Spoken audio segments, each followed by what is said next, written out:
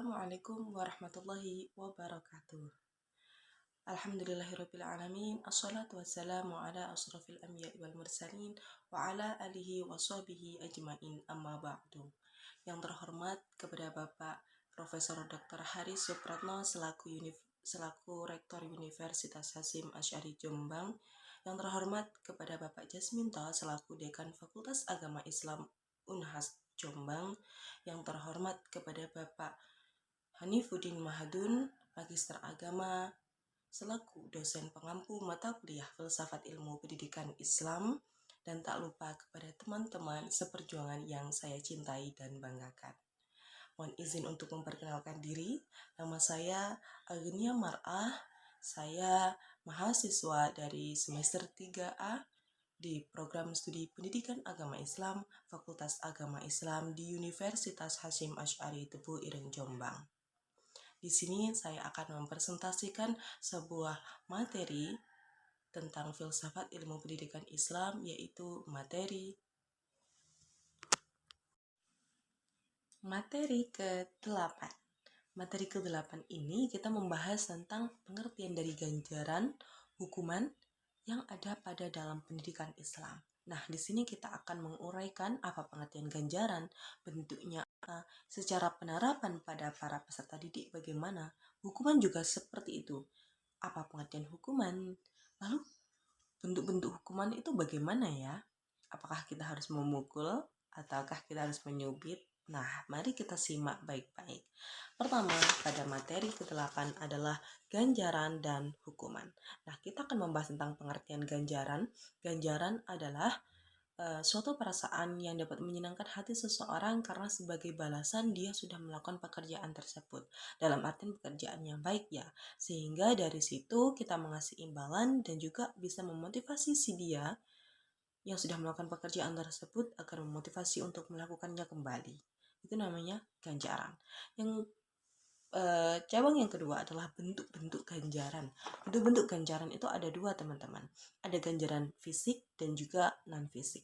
Nah, ganjaran fisik ini seperti halnya kita memberikan suatu cenderamata, sebuah beasiswa pendidikan atau tabungan pendidikan, atau juga piagam penghargaan. Wih, si A lagi menang juara satu atlet, yaitu lomba lari. Nah, itu adalah kita memberikan sebuah ganjaran untuk dia karena dia sudah bekerja dalam hal tersebut, melakukan hal tersebut sehingga memotivasi dirinya untuk meraih ganjaran itu lebih dan lebih. Nah, sedangkan ganjaran non fisik itu meliputi secara verbal, seperti halnya memuji dengan senyuman atau mengacungkan jempol, itu termasuk dengan ganjaran non fisik. Selanjutnya yaitu dalil ganjaran.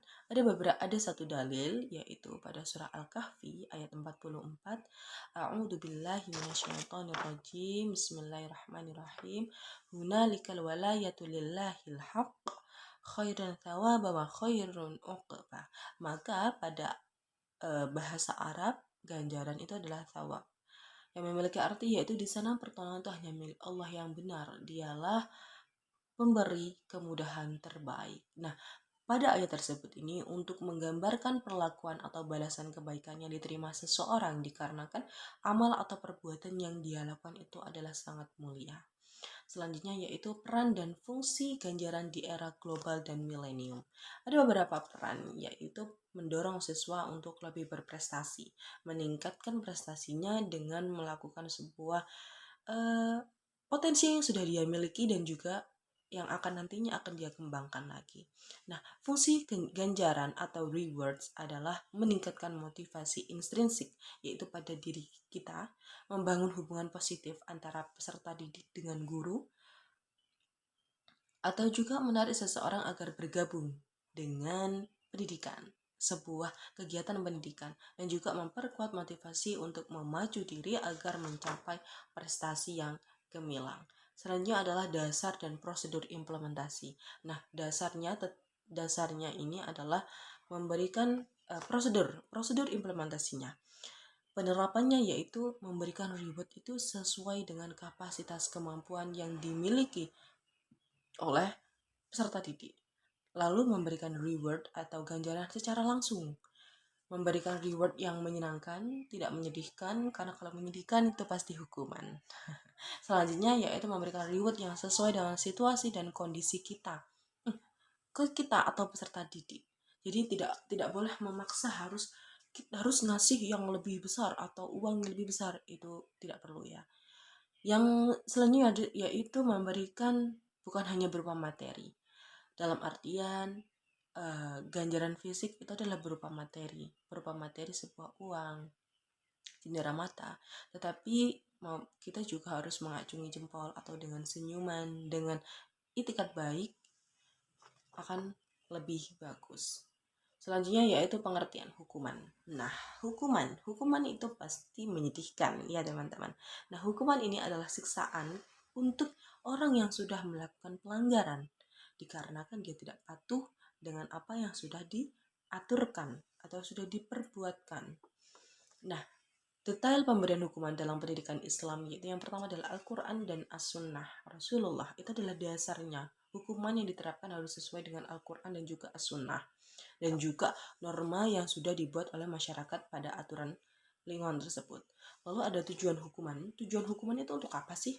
Tujuan hukuman itu untuk mencegah, untuk mengajarkan, untuk memperbaiki perilaku atau akhlak peserta didik atau orang lain itu tidak melakukan perilaku tersebut. Selanjutnya syarat pemberian hukum. Syarat pemberian hukum tidak boleh secara fisik, tidak boleh merasa balas dendam, dan juga harus langsung dirasakan oleh orang yang telah melakukan pelanggaran tersebut. Pertimbangan dalam pemberian hukuman. Nah, pertimbangannya yaitu harus dipertimbangkan pribadi pendidik, pribadi peserta didik untuk menghukumnya. Nah, cara menghukumnya tidak boleh dengan kekerasan, teman-teman. Tidak boleh secara fisik. Kita perlu dengan kata-kata saja. Kita juga harus menahan emosi apabila peserta didik melakukan sebuah kesalahan. Karena ya nantinya kalau kita hukum secara berat, langsung kita pukul, kita cubit, kasihan untuk peserta didik. Karena apa? Nanti takutnya dia adalah memiliki trauma. Sehingga di masa depan nanti akan mempengaruhi belajar dia, hasil pemikiran secara psikologis dia. Selanjutnya yaitu bentuk-bentuk hukuman. Bentuk-bentuk hukuman ini banyak sekali teman-teman. Bentuk-bentuk hukuman bisa dengan ta'did mukhalaf. Ta'did mukhalaf artinya memberikan sebuah poin untuk pelanggaran. Contohnya, pada saat kita sekolah, mungkin kita telat ya, telat masuk gerbang sekolah, udah telat banget. Nah, itu biasanya kita dikasih poin. Terlambat sekolah, poinnya 5. Nah, kalau bertumpuk-tumpuk terus, nanti pastinya kita dapat sebuah hukuman, sebuah sanksi untuk kita yang harus kita jalani. Yang kedua adalah tadhkirah bitadaruj. Maksudnya adalah cara memberikan peringatan, sebuah takzir, yaitu melakukan pelanggaran secara bertahap. Apabila melakukan secara bertahap, maka langsung ditaksir ya teman-teman. Selanjutnya adalah bentuk tausiah bi'ar-Rahman, memberikan hukuman kepada siswa yang melakukan pelanggaran dengan cara menasehati dengan cara lembut. Nah, ini yang harus diterapkan pada pada pendidik untuk tidak melakukan kekerasan. Yang keempat adalah uqubah wa'idhah, yaitu pemberian hukuman dengan jenis hukuman yang menjerakan atau memalukan siswa. Kalau sudah berkali-kali dibilangin tetap gak bisa, kita bisa melakukan satu hal itu adalah part paling akhir teman-teman, jangan ditaruh di depan, kasihan ya nanti peserta didik kita. Nah, dengan cara contoh, sudah sering lambat masuk kelas, gak pernah masuk sekolah juga, kita kasih hukuman dengan dipermalukan. Kita ngirim surat kepada orang tuanya biar orang tuanya tahu kalau anaknya itu tidak pernah masuk sekolah, atau bisa dimalukan kepada teman-teman kelasnya, tapi dengan cara bahasa yang jangan sampai membuat memalukan kepada peserta didik tersebut, teman-teman. Itu adalah part paling terakhir. Apabila semua jenis itu nggak ngaruh ya sama peserta didik, itu boleh melakukan hal itu. Selanjutnya yaitu dasar pertimbangan atau prosedur implementasi penerapan pada hukuman. Nah, hukuman ini beberapa hal yang perlu diperhatikan pada memberikan hukuman kepada peserta didik adalah harus dipertanggungjawabkan. Yang kedua harus memperbaiki. Gak cuman hanya mencemooh saja, tapi harus diperbaiki. Lalu yang ketiga adalah diberikan saat pendidik sedang marah. Nah, pendidik sedang marah ini langsung kasih hukuman pada peserta didik. Ya boleh, kalau dianya tidak bisa dibilangin sama sekali. Selanjutnya yaitu memberikan sebuah nasihat, bimbingan, larangan, teguran. Lalu yang kedua, yang selanjutnya adalah hukuman fisik itu diberikan, tapi tidak boleh terlalu keras sampai mencubit, sampai memukul. Nah, karena sekarang itu banyak eh, pendidik itu dilaporkan ya, karena sudah melakukan kontak fisik.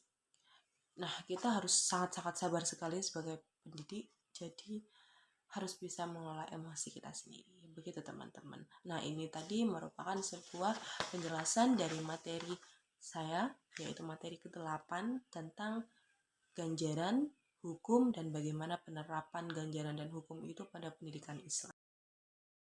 Teman-teman, alhamdulillahirabbil alamin, itu merupakan yang sudah saya jelaskan materi-materi pada filsafat ilmu pendidikan Islam sesuai dengan peta konsep yang saya buat dan juga peta imajinasi yang terkumpul pada mata kuliah filsafat ilmu pendidikan Islam. Teman-teman, terima kasih sudah mendengarkan dan juga menonton video saya tentang mata kuliah filsafat ilmu pendidikan Islam. Saya Agnia Mar'ah, apabila ada salah kata maupun salah perbuatan dan juga materi yang belum saya cermati secara teliti, saya memohon maaf yang sebesar-besarnya. Saya Agnia Mar'ah, terima kasih dan undur diri pada video ini. Wassalamualaikum warahmatullahi wabarakatuh.